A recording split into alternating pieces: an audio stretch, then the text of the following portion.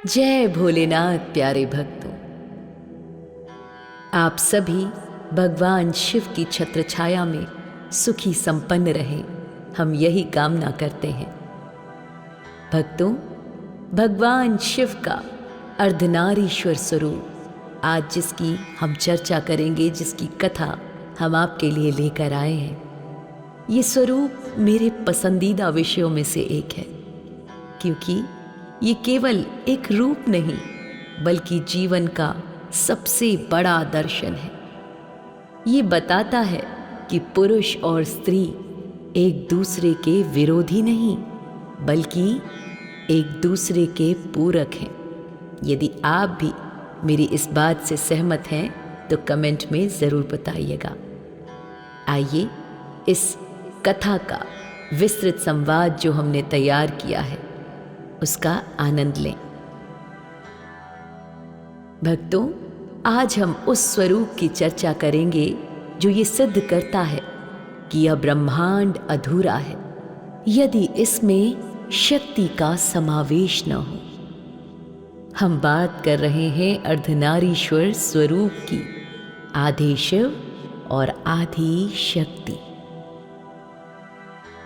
कथा इस प्रकार है भक्तों कि जब ब्रह्मा जी ने सृष्टि की रचना का कार्य शुरू किया तब उन्होंने पशु पक्षी, देवता और मनुष्य में पुरुष तो बना दिए, किंतु समस्या यह थी कि सृष्टि आगे नहीं बढ़ रही थी, क्योंकि स्त्री के बिना प्रजनन कैसे होती।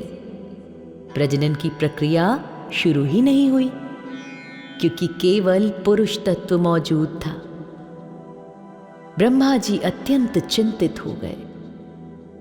स्वयं से कहते हैं, मैंने सब कुछ बनाया लेकिन ये संसार आगे क्यों नहीं बढ़ रहा? क्या मेरी रचना में कोई कमी रह गई है?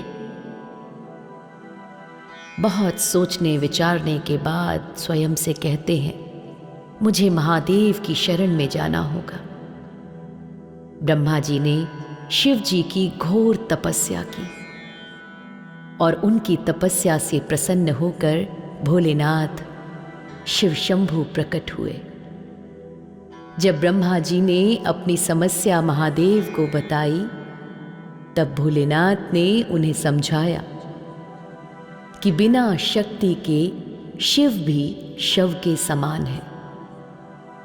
उसी क्षण महादेव के शरीर में एक अद्भुत परिवर्तन हुआ।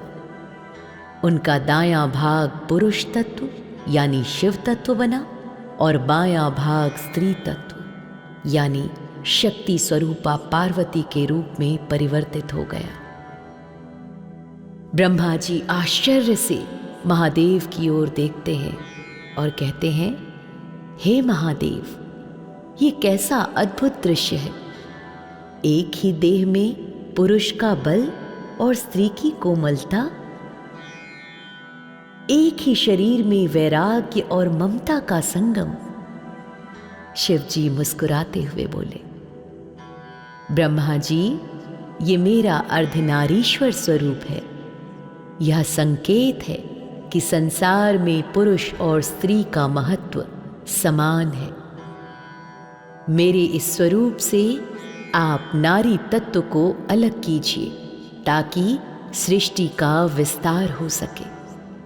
तब महादेव के बाएं अंग से पराशक्ति प्रकट हुई, जिन्होंने बाद में प्रजापति दक्ष की पुत्री सती और फिर पर्वतराज हिमालय की पुत्री पार्वती के रूप में जन्म लेकर सृष्टि के चक्र को पूर्ण किया। अर्धनारीश्वर स्वरूप से जुड़ी एक बहुत ही रोचक लोक कथा है भक्तों, भृंगी ऋषि के अभिमान को भंग करने की कथा। शिव के परम भक्त भृंगी ऋषि, वे केवल शिव की ही पूजा करना चाहते थे, शक्ति की नहीं। एक दिन जब शिव जी और पार्वती जी अर्धनारीश्वर रूप में बैठे थे तो भृंगी ऋषि ने सोचा कि वे केवल शिव की ही परिक्रमा करेंगे। मैं केवल महादेव का भक्त हूं, मैं स्त्री शक्ति की परिक्रमा क्यों करूं? ये सोच उन्होंने एक छोटे भ्रमर का रूप धारण किया, भ्रमर यानी भौरा, और शिव और माता पार्वती के बीच से निकलने की कोशिश की ताकि वे केवल शिव के आधे भाग की परिक्रमा ही करें। ये देखकर माता पार्वती मुस्कुराई और उन्होंने भृंगी ऋषि के शरीर से वो सारा हिस्सा, मांस और रक्त वापस ले लिया जो नारी तत्व यानी माता से प्राप्त होता है। भृंगी ऋषि तब केवल हड्डियों का ढांचा रह गए और गिर पड़े। तब उन्हें बहुत अफसोस हुआ, उन्हें आत्मग्लानि हुई और आत्मबोध हुआ कि बिना शक्ति के पुरुष खड़ा भी नहीं रह सकता। अंत में तब उन्होंने माता पार्वती से क्षमा मांगी और फिर भोलेनाथ ने उन्हें सहारा देने के लिए तीसरा पैर प्रदान किया। भक्तों, इस स्वरूप का महत्व केवल धार्मिक नहीं है बल्कि मनोवैज्ञानिक और सामाजिक भी है। सर्वप्रथम तो पुरुष और प्रकृति का संतुलन स्थापित होता है इससे।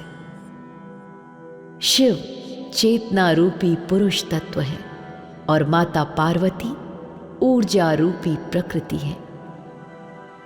विचार तब तक सफल नहीं होता भक्तों जब तक उसे क्रिया का साथ ना मिले, जब तक थॉट को एक्शन ना मिले तब तक वो सही नहीं होता।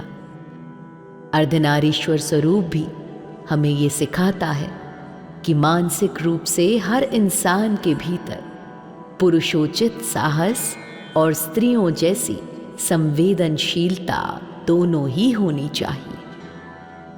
दूसरा संदेश समानता का है, यानी कि जेंडर इक्वालिटी का, जिसकी आज हम बहुत जोर शोर से चर्चा करते हैं।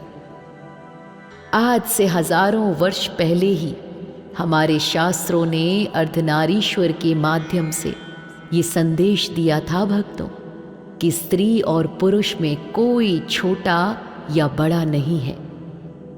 एक के बिना दूसरे का कोई अस्तित्व संभव ही नहीं है। यह रूप लौकिक भेदभाव को जड़ से खत्म करने की प्रेरणा देता है हमें। और तीसरा, पूर्णता की परिभाषा। लोग अक्सर कहते हैं भक्तों कि वे अपना बेटर हाफ ढूंढ रहे हैं, जीवन साथी ढूंढ रहे हैं। अर्धनारीश्वर का तो अर्थ ही यही है कि हम अपने आप में तब तक पूर्ण नहीं हैं जब तक हम अपने भीतर के दूसरे पक्ष को स्वीकार न कर लें। एक कठोर व्यक्ति को भी प्रेम और करुणा की जरूरत होती है और एक कोमल व्यक्ति को दृढ़ता की।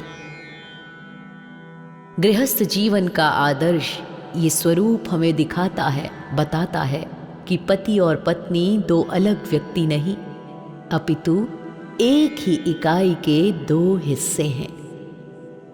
जिस घर में शिव और शक्ति का ये संतुलन होता है भक्तों, वहाँ सुख, शांति, संपन्नता, वैभव, ऐश्वर्य इन सभी का वास सहज होता है। तो अगली बार जब आप अर्धनारीश्वर की प्रतिमा को देखें तो केवल शीश ना झुकाएं, बल्कि ये संकल्प लें कि आप अपने जीवन में भी संतुलन लाएंगे। आप अपने भीतर की शक्ति को पहचानेंगे और नारी जाति का सम्मान करेंगे, क्योंकि शक्ति के बिना शिव भी अधूरे हैं। आशा करते हैं कि ये कथा आपको कुछ न कुछ संदेश जरूर दे गई होगी। कमेंट में हर हर महादेव लिखकर इसे क्लेम करना ना भूलें। जय भोलेनाथ, जय जय शिव शंभू।